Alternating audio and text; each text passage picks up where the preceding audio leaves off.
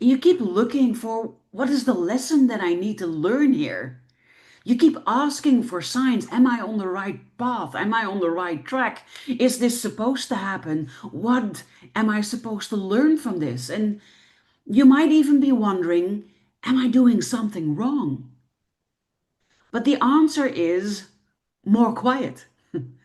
So, what is really happening when you are in this phase? Because this is not stagnation, it is actually preparation.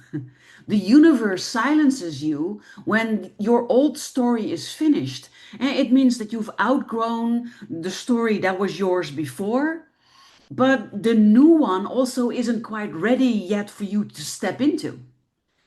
And your energy pulls back from people, from projects, from distractions, and the questions that used to keep you up at night go silent. Maybe some old wounds surface, but they're not there to punish you. They are there to empty you out, to allow you to make room for what's coming next.